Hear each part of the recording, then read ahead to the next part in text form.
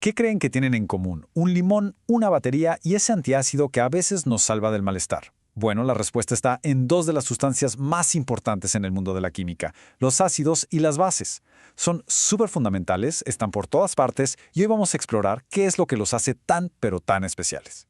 Los sentimos y los usamos todos los días, a veces sin darnos cuenta. Por ejemplo, reconocemos el saborcito agrio del ácido cítrico en un limón o esa sensación como resbaladiza del hidróxido de sodio en los jabones o limpiadores. Son cosas de lo más comunes, pero la química es la que nos cuenta la historia de verdad, lo que pasa detrás de esas propiedades. Y aquí está el punto clave. Más allá de que algo sepa agrio o amargo, ¿qué está pasando a nivel molecular? O sea, ¿por qué se comportan de maneras tan distintas? La química tiene una explicación increíble que de hecho se ha ido construyendo con el tiempo. Y justo eso es lo que vamos a desentrañar. Ok, para empezar, vamos a ponerle los pies en la tierra a estos conceptos, viendo las propiedades que podemos reconocer más fácil. Esto nos va a dar una base, y nunca mejor dicho, para poder entender las teorías más profundas que se vienen. A ver, en términos muy generales, la diferencia es bastante clara. Los ácidos, como los de las frutas, suelen tener un sabor agrio y un pH menor a 7. Por otro lado, las bases casi siempre son amargas, se sienten resbalosas al tacto, como el jabón, y tienen un pH mayor a 7. Suena sencillo, ¿no? Pues, como se imaginarán, la química nos ofrece una explicación mucho más profunda. Y aquí es donde la cosa se pone buena. Lo más interesante es ver cómo hemos llegado a entender estas sustancias. No fue como que a alguien se le prendió el foco y ya, sino que fue una serie de ideas que se fueron construyendo una sobre otra. Vamos a revisar 3 teorías clave que nos van a dar el panorama completo. Empecemos con la primera gran idea, la de Svante Arrhenius. Él propuso algo bastante directo. Cuando una sustancia se disuelve en agua, si libera iones de hidrógeno, que también conocemos como protones u H+, entonces es un ácido. Y si por el contrario lo que libera son iones de hidróxido u OH-, es una base. Una idea súper potente y clara para su tiempo. Y esto lo podemos ver perfecto con un ejemplo. El ácido clorhídrico, en cuanto toca el agua, ¡pum!, se separa, se disocia y libera ese protón H+, que lo define como un ácido de Arrhenius. El hidróxido de sodio hace lo mismito, pero libera el ion hidróxido, o H-, que es la marca de una base. Todo parecía encajar a la perfección, Porque justo aquí es donde la teoría de Arrhenius se topa con pared. Pensemos en el amoníaco, el NH3. Es clarísimo que se comporta como una base, pero si le echamos un ojo a su fórmula, no tiene iones hidróxido por ningún lado. No hay un OH- que pueda liberar. Entonces, ¿qué está pasando realmente? Para resolver este misterio, llegaron 2 químicos, Bronsted y Lowry, con una perspectiva distinta. En lugar de fijarse en lo que una sustancia libera solita, se enfocaron en la interacción.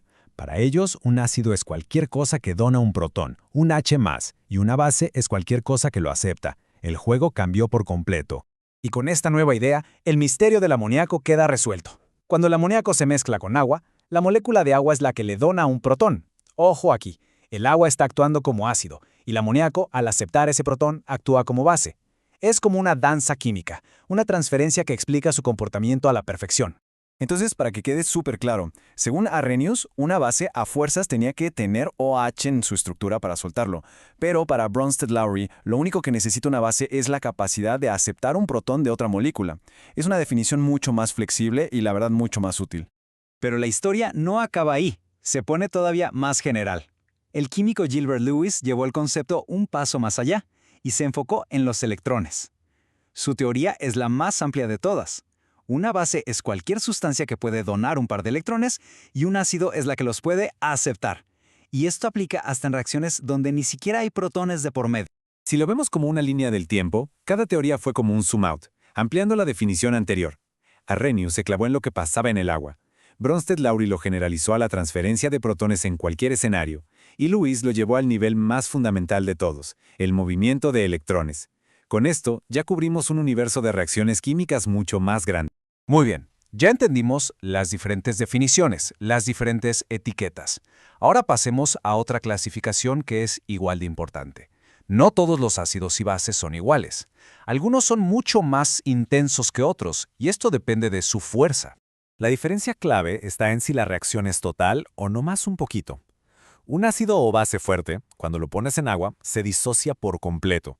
O sea, todas sus moléculas se separan para reaccionar. En cambio, uno débil es más tímido, solo reacciona parcialmente. Algunas de sus moléculas se disocian, pero la gran mayoría se queda intacta. Y aquí tenemos unos cuantos ejemplos para que quede más claro. Ácidos como el clorhídrico o el sulfúrico son súper fuertes, muy corrosivos. Por otro lado, el ácido acético, que es el del vinagre, o el ácido carbónico de los refrescos son débiles. Y justo esa diferencia de fuerza explica por qué nos podemos tomar un refresco y no una botella de ácido sulfúrico. Y claro, la química necesita medir esta fuerza de manera precisa. Para eso existen las constantes de disociación, la K para los ácidos y la Kb para las bases. Hay que imaginarlas como una calificación, un número que nos dice exactamente qué tan fuerte o débil es una sustancia. Así de fácil. La regla es súper sencilla. Entre más alto sea el valor de K, más fuerte es el ácido, lo que significa que se disocia más. Y lo mismo pasa con las bases. Un valor de Kb más alto significa una base más fuerte. Es un indicador numérico, directo al grano y súper útil para los químicos. Bueno, ya que vimos las teorías y cómo se clasifican por su fuerza, vamos a conectar todo. ¿Por qué es tan importante entender esto de los ácidos y las bases? Pues porque básicamente controlan un montón de procesos a nuestro alrededor. Su importancia es enorme. Va desde la reacción de neutralización que ocurre cuando un antiácido calma la acidez estomacal hasta el equilibrio superdelicado de pH en nuestra sangre que, literal, nos mantiene con vida. También son cruciales en la industria, en el tratamiento de aguas y hasta en la agricultura para que los cultivos crezcan bien. De verdad, están en todos lados. Y esta interacción, la neutralización, es la clave de muchísimas de sus aplicaciones. Es cuando un ácido y una base reaccionan para, digamos, anularse mutuamente, y al hacerlo, forman algo tan estable y neutro como la sal y el agua. Un principio químico súper básico, pero con consecuencias gigantescas. Así que, la próxima vez que expriman un limón o usen un producto de limpieza, acuérdense de la química tan compleja y fascinante que hay detrás de ese simple acto. Y claro, esto nos deja con una pregunta en el aire. Si los ácidos y las bases tienen un impacto tan profundo en nuestro día a día, ¿qué otras fuerzas químicas invisibles andan por ahí, dándole forma a nuestro mundo en este preciso instante?